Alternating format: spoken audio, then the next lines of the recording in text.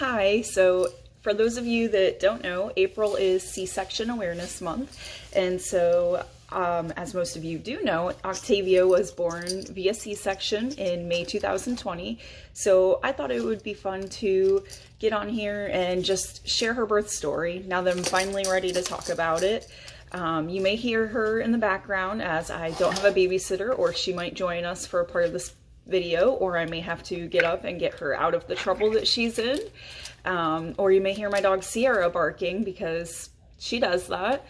But other than that, let's go ahead and get started. So I want to preface this by saying she was born May 2020. So as you guys know, the pandemic kind of erupted in March 2020. So there was a lot of uncertainties going into the into her birth near the end of my pregnancy, and a lot of stress near the end of my pregnancy, which was due to the pandemic. But also we decided to sell our house in Spring Hill, Florida, and move a little bit closer to family and friends. So that was a big stress. I do not suggest moving when you are pregnant, let alone 7-8 months pregnant. But I digress, and hindsight is 2020. We were lucky enough that in between selling our home and buying our new home, we were able to stay with my wonderful in-laws, my husband's mom and dad, and so that was very generous of them. They let us stay there, and they also let our 5 cats stay there and our dog, who can be a troublemaker. So I appreciate that to no end, and it took a lot of stress off of where we were going to stay while we were waiting to close on our new home in April 2020. Sorry if that's really noisy. Octavia's got playing over there. But sorry if this video is all over the place with the interruptions. We were so lucky to stay with them. Anyways, so when the pandemic happened, as you guys, most of you are probably aware or witnessed it or had a lot of struggles of your own during it, and during now even, there was a lot of uncertainty with hospital births. Me being a first-time mom, I thought that a hospital birth would be the best for us. I had been seeing my OB since I was 18 years old. I'm now 28, so I trusted him and trusted him to help me get my baby here earthside safely, which obviously she is here safely. But yeah, so, and I do want to say, just because someone's been your OB for years and years does not mean that their birthing beliefs align with yours. So that's something you should really ask yourself and ask your provider about. You guys need to have a discussion in it probably early on in your pregnancy so that you have a plan for when it's time to have your baby. Sorry. Anyways, oh, she's trying to go over there. Jungle Gym mommy. So there was a lot of stress during my pregnancy. We did end up getting into our home safely about a month and a week, or maybe about a month before she was born. Yeah. And then we also, we were able to move. A lot of her stuff was in boxes in our new home, but that was okay because we were there and we had most of her stuff set up. I did develop high blood pressure at the end of my pregnancy, 37 weeks. They checked it twice and it was high in the office. They sent me to the hospital for some non-stress testing, which is where they hook you up to monitors. They monitor the baby's heart rate for accelerations and decelerations because they have to have so many within a time period to be considered passing the non-stress test. And then I also had to do blood work, and they monitored my blood pressure for an hour or so to make sure it went down. And then I also had to do a 24-hour urine sample. So for those of you that don't know, what they were basically looking for is that whether I had high blood pressure because I was stressed, because it can go up a little bit at the end of pregnancy. Was it too high? Was it dangerous? Was I gonna have gestational hypertension, which is just high blood pressure during pregnancy, or was I going to have preeclampsia? So, that first round at 37 weeks, my labs were all fine. My blood work was good. My 24-hour urine test, which is where you collect all your urine within 24 hours and you have to bring it to the hospital and keep the jug in the fridge and collect it. It's a whole thing. And I had to do it 3 times. So I did it at 37 weeks. My blood pressure was high again at my 38-week appointment. I did the same thing, went to the hospital, had blood work done, all that stuff. And then I went at my 39-week appointment. I did those things again, and then they called me on, I did the urine test over, everything looked good, but I did the urine test over the weekend, brought it back to the hospital, and my doctor called me on Monday to let me know, actually my doctor didn't call me, the medical assistant in the office called me to let me know that my protein in my urine was too high, which is what they're monitoring for during that test. And so with my high blood pressure means I had preeclampsia. So she said on the phone, that is a diagnosis of preeclampsia. So he wants to go ahead and get you delivered. So I was like, okay. And you know, I kind of was figuring that would be what was going to happen, because just the way things go, they never go according to plan for me or my husband or our family. So, you know, my whole plan before birth, I hope you guys can hear her. I'm sorry. This is my only time I have free before James gets home. But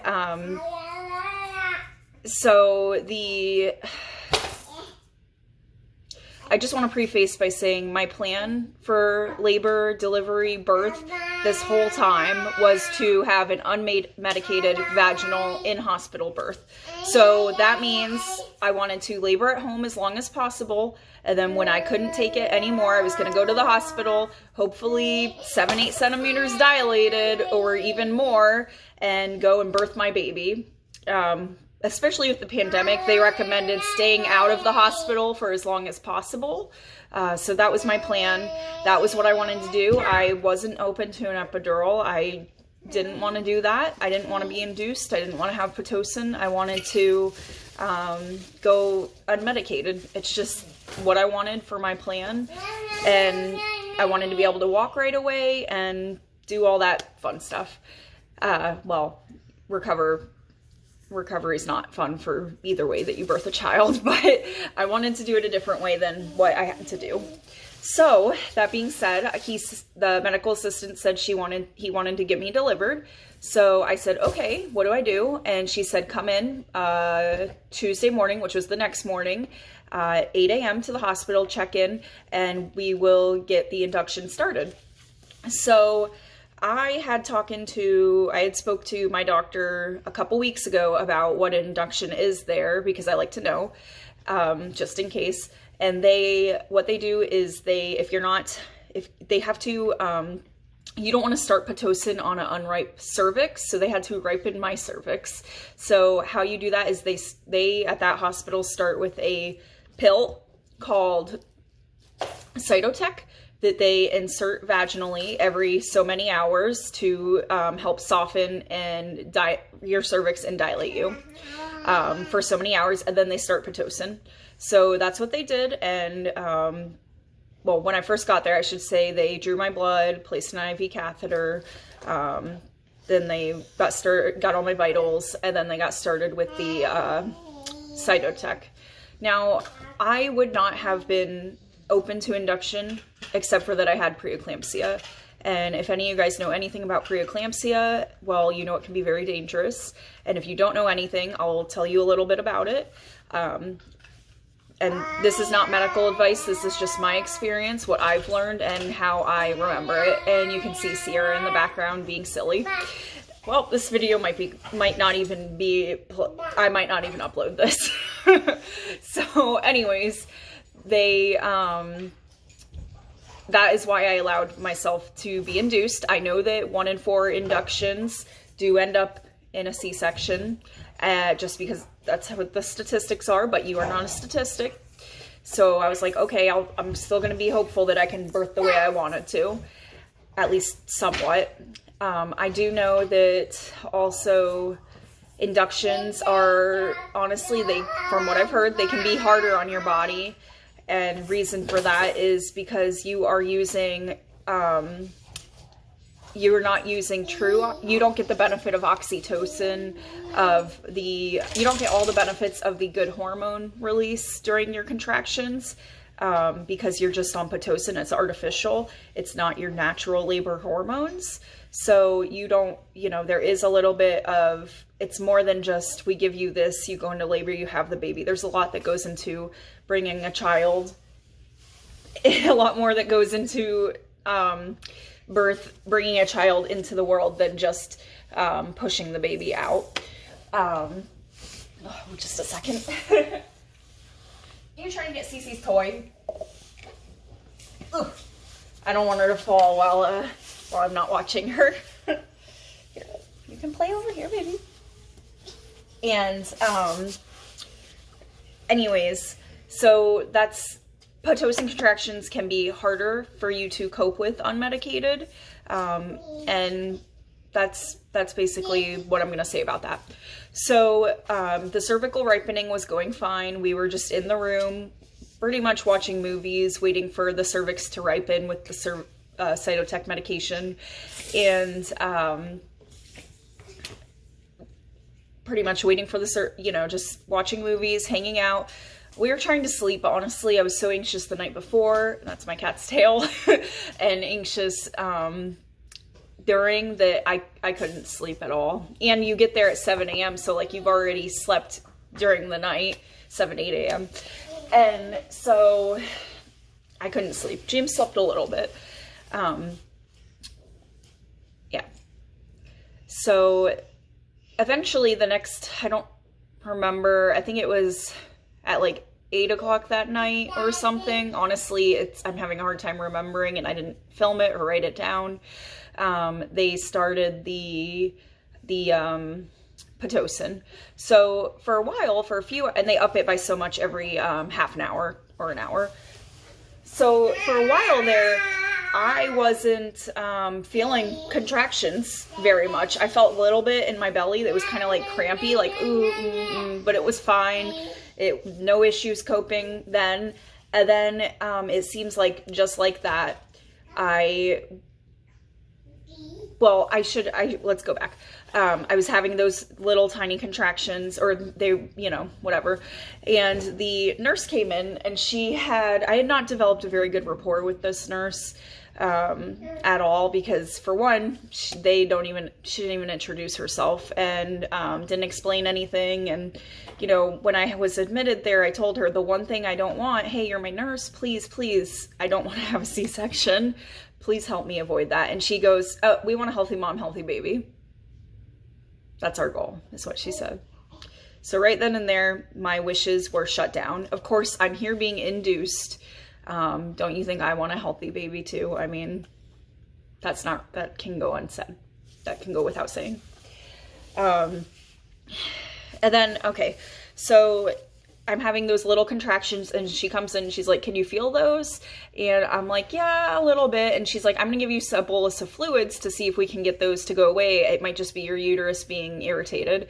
So I said, okay, because I didn't think to ask more questions about it. If I was dehydrated, I probably needed fluids. I'm a vet tech. I know that fluids are generally not bad for you unless you get fluid overloaded, which obviously can be very dangerous, but I agreed to it. I said, okay. So she did that. I did the fluids. I was laying down. I couldn't sleep, so they offered me an Ambien, a pill. So I took it. I did sleep for a few hours. Then she came in after that and checked my cervix. And she's like, oh, I can feel the baby's head right there. And then she was down there checking for what felt normal. I was like, okay, I think it's okay. And then she, when she was done, she left. And then I went to get up to go to the restroom, and I felt my water break. And, looking back, I was so excited. I was like, my water broke. We're doing it. Our baby's coming. And your water breaking is not the thing that starts your baby coming. The contractions are, and your uterus or your cervix changing. But, you know, first time mom, I was excited about my water breaking. And so that happened. I called the nurse in. She checked the leakage on the pad and said it was my water breaking, so I was excited. Looking back now, I kind of think that she may have done a membrane sweep, which is where they manually, they use their fingers to kind of get they sweep your membranes in your cervix, or I feel like she may have, I feel like she did that. And if they do something like that, they need to get your consent before doing it, because it's actually assault to do things to people without their consent and without them knowing what you're doing as well, because I obviously cannot see what's going on down there. I don't think that she broke my water because they have to use a little hook to do that, but I do think that she did a membrane sweep or sweep and stretch, because even when she was done, she was like, oh yeah, and I just stretched you out down there and stuff. And honestly, that is one of the traumatic things that I had to, Sierra, that I had to work through with my therapist, because they really do need your consent to do things like that. And it is assault to do that without my knowledge. But yeah, I don't have any proof of what happened. I'm not going to go any further with that, but I did have to work through that. So anyways, everything kept progressing. They started the Pitocin, and I was having those little contractions. The water was broken. And then all of a sudden I was laying on one side, and she came in and she was like, the baby doesn't like that side. And so I had to move to the other side. And then I had started getting terrible back pains. And so that was my experience with back labor. And if you have ever had back labor, then you know that it is excruciating pain, only in your back, right about here. And it is due to baby's positioning, which I didn't know back then, but my baby was OP, which is occiput posterior, versus anterior. And what that means is the baby was head down, but her spine was against my spine, as opposed to her face facing my spine, which is the ideal birthing position. OP is a variation of normal, but it makes for a much harder, longer labor, from what I've heard. And from what I've learned, only 20% of women can push out a OP baby vaginally. So I already was feeling like the odds were stacked against me with the induction. And then looking back now, I realized that baby wasn't in the optimal best position. So that was also part of what contributed to my cesarean section. I hope this isn't going on too draggy and long, and I really hope I'm not filming all this with all the noise in the background, and then I'm gonna have to refilm it. So I was having excruciating back labor. I remember I watched a bunch of Sarah Lavon's videos. She was a labor and delivery nurse. She now owns her own company called Bundle Birth. Great videos on YouTube that are all free. She also has some classes that she does charge for. I did not end up taking them, but honestly, I wish I did. And if I ever have another baby, I will be taking them. And it's kind of costly, but you know, your baby's birth is supposed to be the best day of your life. Why not invest in it? Something you're going to remember forever. And anyway, she has a lot of great information free on YouTube that you guys should all check out. I also watched Nurse Zabe on YouTube. That's another good resource for birth and pregnancy. She's a labor and delivery nurse who does YouTube also. And she's also had a couple kids, I believe, so that helps with the experience too. But I remembered in one of her videos that counter pressure can help a lot with pain. So I had James do some counter pressure right there really hard during the contractions, and that's fine. That was safe to do. And honestly, that's the only thing that helped me. Oh, just a second.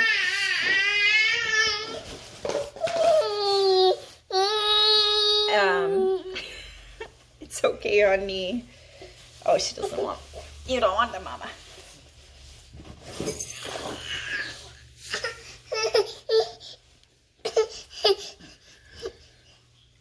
So that was safe to do. The counter pressure was indeed helping, and that was the only thing that I was able to do. Now, when you are on Pitocin, they do constant monitoring, so they have the band with the monitor on you the whole time, so they can watch the baby's heart rate and watch your contractions, make sure everything's okay there. They see it through telemedicine, which is out in the nurse's station. So they're watching you the whole time. Whether it's your nurse or not, somebody's always keeping an eye on you. And eventually, honestly, I don't remember everything that happened. And part of it is because it was traumatic for me. I was given IV medicine. I don't remember what it is. It was some kind of opioid pain medicine. That I did accept. It did not help me. I was given it earlier before this, but I accepted it and it did not help me. We were trying to cope with the back labor. James was doing the counter pressure. I was laying on my side. He was helping me breathe through it. When I stopped breathing correctly, he would be like, babe, and he would breathe and have me mirror him, and that helped a lot. Nugget.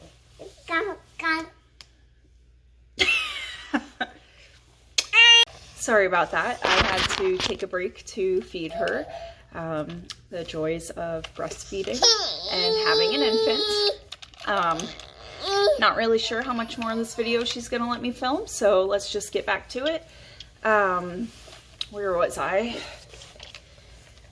Oh, they had given me IV pain medicine. Did not help with the back labor at all, so we kept doing the counter pressure. The nurse had asked me multiple times if I wanted an epidural, and I said no. I said no multiple times.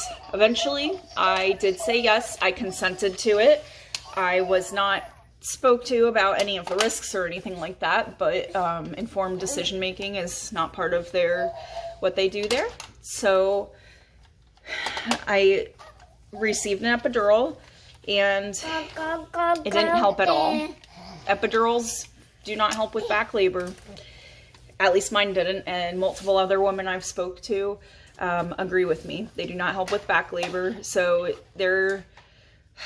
what I should have done is have other tools in my coping toolbox other than positions and the counter pressure, but it is what it is. Her not optimal position is what caused the back labor, and the nurses did not try to help me get her into the optimal position.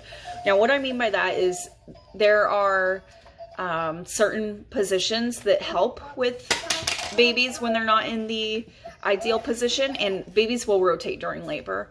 So they can rotate during labor. People say they can't, but they can, they do. And so what they should have done is help me into different positions that would have helped with that. But I don't know if my nurses just weren't educated on that, or didn't have the time, or didn't have the interest in helping me, but that's what happened. So the epidural didn't help at all. I still felt what was probably her spine or her head, just constant pressure, which you think pressure is good, but not when your baby's that high up still. And eventually I did make it to 9.5 centimeters dilated. They said I had a cervical lip, which means one side of the cervix is still a little hard. I have heard of different midwives and doctors pushing the lip out of the way so the baby will come down more. Mine did not try that, nor did I know that that was an option before. This is stuff I've learned postpartum. And I stayed at 9.5 centimeters for 7 hours, and the doctor came in and said it's time to have a baby, and me and James were so excited. We were like, I'm ready to push, and he goes, we have to do a cesarean or a C-section, and that's it. Walks back out of the room, or at least from what I remember, that's what happened. So I'm like in the middle of contractions, and I'm like, what? And in between contraction, like during contractions at the peak especially, you really can't think about anything. Nothing else can be thought of. You can't make informed decisions in that moment. When the contraction subsides, you do get a few seconds in between to rest or catch your breath or think, apparently, is what I needed to do. I said, no, I'm not having a C-section. I looked at my nurses. There was one nurse and one that she was training, and don't know either of their names. Not sure if they even introduced themselves. But I said, is there anything else we can do? Any other positions? I'm not having a C-section. And they got the peanut ball out, which if you are a labor or birthing person, you will learn about the peanut ball eventually. And she tried me in different positions. I labored in different positions with the peanut ball for an additional few hours. They were rotating me now every like 30 minutes to an hour, I think. I don't really remember. When you get an epidural, your nurse should be coming in to help you move every 30 minutes at minimum, but that was not happening before. They only let me stay on one side. So now that I had the peanut ball, they were rotating me, especially because I asked about different positions. Anyways, 3 hours goes by. They keep talking about a C-section. And eventually I did consent to it. I will tell you, they don't tell you that your subsequent pregnancies, you're gonna mostly not be supported in trying another vaginal birth. A lot of doctors prefer repeat C-sections. They don't tell you that you can have trouble conceiving for your next birth with a C-section because you have a scar in your uterus. They don't tell you it can cause postpartum like endometriosis from surgery. They don't tell you you can get abdominal adhesions post-surgery. It's not informed at all. I've talked to a lot of my friends, and some of them were given all of these facts, and I'm happy for them. I'm glad that they were part of their decision making for their baby's birth. I don't feel that I was. James even asked me right before I consented to the C-section, he's like, would you be willing to try it for an hour without an epidural? And I was like, the epidural didn't make a difference at all, so no. If the epidural changed my back labor, yes, I would have, but it didn't make a difference at all in how I was feeling or acting. And so so I said no, and we went with the C-section. During her surgery, I was awake. I had an epidural, so they bolus it or give you more medication, something, maybe different ones, so that it's stronger, so you can have surgery while awake. And which is great because, you know, you want to be there to hear your baby's first cry if you can. You want to see them being born, or at least be there. You can't really see much over the big blue drape that's in the way, but other than that, so we're on the table. They're prepping me, which is really weird because you have a big blue drape in front of you, so all you see is this big sea of blue. You know, you're flat on your back, so you can't see anyone unless they walk by where you can see. There was a lot of hustle and bustle. I was just exhausted, and all I was doing was asking repeatedly where my husband was. I was like, where's James? We have to get James. Where's my husband? They actually started cutting me before he was in the room, but they didn't. He was in the room when she was born.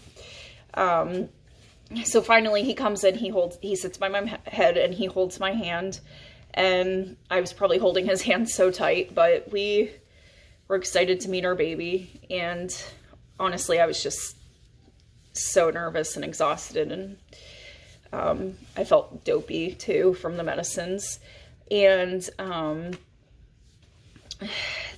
they are doing the surgery, they say you don't feel pain, just a lot of pressure. I felt a lot of tugging, and it was painful, and I was like, ouch, ouch, ouch, ouch, ouch, ouch, ouch. I kept repeating it because that's honestly all I could do in that moment with James holding my hand, and I'm like trying to breathe and just be okay. And then they pull her out, and she's screaming, and they hold her over the drape, and she was pretty cute. I feel like I remember James saying, oh, aren't you glad you didn't push her out, because she had a big head just like her dad. And that's a joke. I would have preferred a vaginal birth, but that's not what we had. So anyways, they pulled her out screaming. They took her over to, I guess a warming bed or whatever to get her vitals. The doctor cut the cord, but they leave it long when you have a C-section, so James was able to go trim it with the nurse.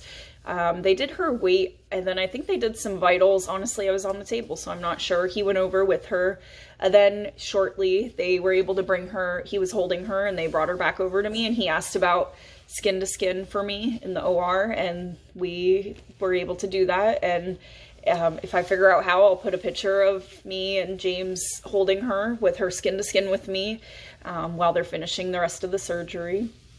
And honestly, I'm so thankful for that moment, because nothing in my birth plan or even leading up to it went how I wanted it to. I didn't want to get preeclampsia. I didn't want to be induced. I wanted to do it my way. And it's not just about control. It was my baby's birth. I will carry it with me for the rest of my life. It's just another day to them, to the doctors, the nurses. They're just working. And to you, your baby's birth, why not invest in it? Because honestly, it is a day you're always going to remember. So when people ask me, why do you feel it was traumatic? Why are you upset with the outcome? Obviously, I have a beautiful, healthy baby. The baby's health is not the only thing that matters. The person taking care of the baby, their mental health matters a lot as well. Their healing, you know, it's a major abdominal surgery, so can be complications with that. I was fortunate that I did not have any. And I had James home for weeks to help me take care of her and heal and take care of the house. Without him, it would have been really hard. So any woman who go home and take care of a newborn by themselves while healing from a C-section, you are a freaking warrior and superwoman, because it is hard. A newborn's hard enough, but dealing with the emotions of an unplanned or even a planned C-section, because when you have a vaginal birth, you go through different hormonal processes that are set up to help you feel good for up until like a year postpartum. But so, you know, women who get C-sections are more likely to have postpartum depression. Not saying anyone who has vaginal birth cannot have postpartum depression. You absolutely can. But you're just more likely to if you have a C-section. And a lot of women, you know, if James had not asked about skin to skin in the OR, they would not have offered it. I am so fortunate that he remembered that that was something I wanted, because in that moment, that was the best moment of her birth, is just me holding her and him right here. He got to hold her first, which honestly is so special, and I'm happy about that. I did months of therapy to work through my postpartum depression and postpartum anxiety and the birth trauma, to be honest. It was traumatic for me to not feel like I was part of the decisions, and it was traumatic for me to pivot so quickly to a C-section. I had a really hard time postpartum because I was not prepared for a C-section, mentally or physically, or in the hospital even. But that's a, you know, story for another time. That's not something I want to get into right now. But C-sections are so great when they save lives, but I will say a lot of them in America are not necessary, and they just try to do your research, learn about all different types of birth, whether you are planning a vaginal birth or a C-section. See what your doctor's C-section rates are before you go there, and your hospital C-section rates. Not that a C-section is a bad way to give birth, because it is a great way to give birth. It can be life-saving, and, you know, it can save the mother's life, it can save the baby's life, but women need to be more informed before they're undergoing major abdominal surgery. So I'm gonna wrap it up here, because somebody needs a little bit more attention. And I will talk about my times postpartum possibly in another video, if anyone wants to know about that. I did wear my new One Tough Mother shirt because honestly, we're coming up on a year postpartum for me. Her birthday's May 13th, and it's coming up soon. It is, I think, April 18th now, today. So, you know, just if you've been through something traumatic, like a traumatic birth, or you're having postpartum depression or anxiety, you know, talk to someone. If you know, when you're in it, you really don't know that you're the one, you're having that depression. I can only see it now because hindsight's 2020. Luckily my husband was there for me, and at my postpartum appointment, I did ask about a prescription for an antidepressant, and I'm lucky that they filled it with no problem, even though they did not diagnose me with postpartum depression. I did go to months of therapy to work through the depression and the traumatic birth. I am at a point where I am good. I'm okay with the birth. I don't wish for it to happen to other women, but it will. And this is just more to inform people and let them know, you know, she was born via C-section. At this time, I can't say that I don't regret having a C-section. I wish I didn't have to have one, to be honest with you. But it is what it is. It happened, and it's just going to make me tougher in the long run. You know, at a month postpartum, I never would have thought of myself as a tough mom. I thought I was a failure. I thought I was just the worst person ever. I thought I failed my baby because she had a C-section. I didn't push her out. I would hold her when she was awake at night and tell her I'm so sorry that I did not push you out. And honestly, that's just the postpartum depression talking. Like, it's not, the babies don't care how they're born. They're just happy that their mommy or their daddy's there, you know? They're happy to be held and loved and all that good stuff. But I'm going to end it here so that I can get back to her. So just stay strong. We are, you know, my favorite saying now is strong as a mother, and I think that I am. So, all right.